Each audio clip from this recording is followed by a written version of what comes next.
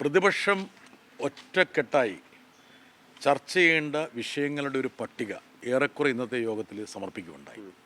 അതിൽ പ്രധാനപ്പെട്ടത് SIR ആണ്. തെരഞ്ഞെടുപ്പ് കമ്മീഷൻ്റെ ഏകപക്ഷീയമായിട്ടുള്ള തീരുമാനങ്ങൾ ധാർഷ്ട്യത്തോടു കൂടിയിട്ട് രാഷ്ട്രീയ പാർട്ടികളുടെ ശുപാർശകളും അതുപോലെ തന്നെ അഭ്യർത്ഥനകളും നിരാകരിക്കൽ, ഡൽഹിയിലെ സ്ഫോടനം, ആഭ്യന്തരമന്ത്രി പാർലമെൻറ്റിൽ തന്നെ പറഞ്ഞതെന്ന് വെച്ചാൽ തീവ്രവാദികളെ എല്ലാം ഞങ്ങൾ ഉന്മൂലനം ചെയ്തു, ഇനി ഏതെങ്കിലും തീവ്രവാദി പാകിസ്ഥാനിൽ നിന്ന് ഇങ്ങോട്ട് കാലുകുത്തിയാൽ പുരികത്തിനിടയിലൂടെ ഞങ്ങൾ വെടിയുതിർക്കുമെന്നാണ് പാർലമെൻറ്റിൽ പറഞ്ഞത്. തലസ്ഥാന നഗരിയിലാണ് ഈ സ്ഫോടനം നടന്നിരിക്കുന്നത്. അതുകൊണ്ട് തന്നെ രാജ്യത്തിൻ്റെ സുരക്ഷാ അവസ്ഥയെക്കുറിച്ചുള്ള സവിശേഷമായിട്ടുള്ള ചർച്ച പാർലമെൻറ്റിൽ നടക്കണമെന്ന് എല്ലാ പ്രതിപക്ഷ കക്ഷികളും ഒറ്റക്കെട്ടോടെ പറഞ്ഞു. ലേബർ കോഡ്സ്, നമ്മുടെ തൊഴിലാളി യൂണിയനുകൾ പതിറ്റാണ്ടുകളായി പോരാടി നേടിയ അവകാശങ്ങൾ പോലും നിഷേധിക്കുന്ന തരത്തിലുള്ള ലേബർ കോഡുകളെക്കുറിച്ചുള്ള ചർച്ച. മറ്റൊരു വിഷയം പ്രധാനപ്പെട്ട രാഷ്ട്രീയ പാർട്ടികൾ മുന്നോട്ട് വെച്ചത് ഫെഡറലിസവുമായി ബന്ധപ്പെട്ടതാണ്. ഗവർണർമാർ ബില്ലുകൾക്ക് മേൽ അടയിരിക്കുന്നു. അതുപോലെ പ്രതിപക്ഷം ഭരിക്കുന്ന സംസ്ഥാന ഗവൺമെൻറ്റുകൾക്ക് നൽകേണ്ട കേന്ദ്ര ഫണ്ടുകൾ തടയപ്പെടുന്നു. ഇതേക്കുറിച്ച് സവിശേഷമായ സമഗ്രമായിട്ടുള്ള ചർച്ച ഇരു സഭകളിലും നടക്കണമെന്ന് പറഞ്ഞു.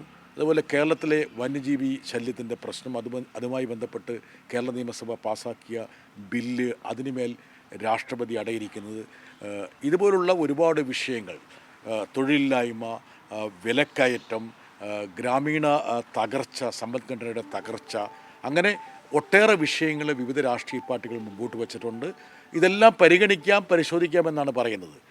പാർലമെൻ്ററി കാര്യമന്ത്രി കിരൺ റിജിജു ഒരു മാധ്യമത്തിന് നൽകിയ അഭിമുഖത്തിൽ പറഞ്ഞിട്ടുണ്ടായിരുന്നു, SIR എന്നുള്ള ഒരൊറ്റ പോയിന്റിൽ ഞങ്ങൾക്ക് ചർച്ച പറ്റില്ല, പക്ഷേ തെരഞ്ഞെടുപ്പ് പരിഷ്കാരങ്ങളെക്കുറിച്ച് വേണമെങ്കിൽ വിശദമായ ഒരു ചർച്ച നടത്താം. ഇപ്പം ഞങ്ങൾ പറഞ്ഞു അത് മതി, തെരഞ്ഞെടുപ്പ് രംഗത്തെക്കുറിച്ച് ചർച്ച ചെയ്യാം. മണി പവറും മസിൽ പവറും പണാധിപത്യവും അതുപോലെ തന്നെ പേശിബലവും ഒക്കെ നമ്മുടെ തെരഞ്ഞെടുപ്പ് രംഗത്തെ ചൂഴ്ന്നു നിൽക്കുന്നതിനെക്കുറിച്ച്, ഗ്രസിക്കുന്നതിനെക്കുറിച്ച് ചർച്ച ചെയ്യാം. അതുപോലെ തെരഞ്ഞെടുപ്പ് പരിഷ്കാരങ്ങളെക്കുറിച്ച് ചർച്ച ചെയ്യാം. നിങ്ങൾ SIR വേണ്ട, കുറേയും കൂടി വൈഡറായിട്ടുള്ള ആംബിറ്റിൽ നമുക്ക് ചർച്ച ചെയ്യാം. അപ്പോൾ ഇതൊക്കെ പ്രതിപക്ഷത്തിനൊരു നിലപാടായിട്ട് ഇന്നത്തെ യോഗത്തിൽ മുമ്പോട്ട് വെച്ചു. അനുഭാവപൂർവ്വം പരിഗണിക്കാമെന്ന ഒരു വാക്ക് മാത്രമാണ് കേന്ദ്രമന്ത്രിമാരുടെ ഭാഗത്ത് നിന്ന് ഉണ്ടായിട്ടുള്ളത്. അനുഭാവപൂർവ്വമായി പരിഗണിക്കാമെന്ന് പറഞ്ഞു, പക്ഷേ കഴിഞ്ഞ സമ്മേളനം മൊത്തം ഒരു ചർച്ചകളും നടന്നില്ല, കേവലം മണിക്കൂറുകൾ മാത്രമാണ് ചേർന്നത്. അപ്പോൾ ഇതിന് പ്രതീക്ഷയുണ്ടോ? ഇക്കുറി പ്രതിപക്ഷ നേതാക്കന്മാർ അടിവരയിട്ടൊരു കാര്യമുണ്ട്. ഈ പാർലമെൻറ്റ് സമ്മേളനം സുഗമമായി നടത്തേണ്ടതിൻ്റെ പ്രാഥമിക ഉത്തരവാദിത്വം കേന്ദ്ര സർക്കാരിനാണ്. ഈ പാർലമെൻറ്റ് സമ്മേളനം അലങ്കോലപ്പെട്ടാൽ, തടസ്സപ്പെട്ടാൽ അതിൻ്റെ പൂർണ്ണ ഉത്തരവാദിത്വം സർക്കാരിൻ്റെ ചുമലിലായിരിക്കുമെന്ന് പ്രതിപക്ഷ നേതാക്കൾ കൃത്യമായിട്ട് പറഞ്ഞിട്ടുണ്ട്. ഏറ്റവും ഹ്രസ്വ സമ്മേളനമാണ് നടക്കാൻ പോകുന്നത്.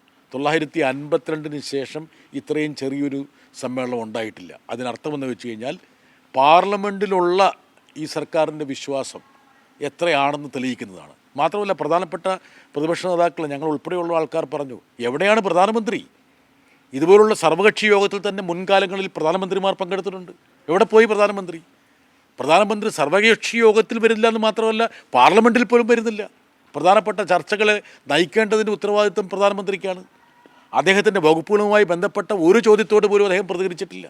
മാത്രമല്ല, ഇന്ന് പാർലമെൻറ്റിൽ ഉയർത്തുന്ന പല ചോദ്യങ്ങളെയും അഡ്മിറ്റ് ചെയ്യാതെ എന്തെങ്കിലും ചെറിയ സാങ്കേതിക കാര്യങ്ങൾ പറഞ്ഞ് ചോദ്യങ്ങൾ നിഷേധിക്കുന്നൊരവസ്ഥയും കൊണ്ട്, അതുകൊണ്ട് തന്നെ പാർലമെൻ്ററി സംസ്കാരത്തിൻ്റെ രീതികളുടെ ഗുണമേന്മ വളരെയധികം ചോർന്നു പോകുന്നൊരു പശ്ചാത്തലത്തിലാണ് നമ്മൾ നിൽക്കുന്നതെന്നുള്ള കാര്യം പ്രതിപക്ഷ കക്ഷികൾ സർക്കാരിനെ ഓർമ്മപ്പെടുത്തി.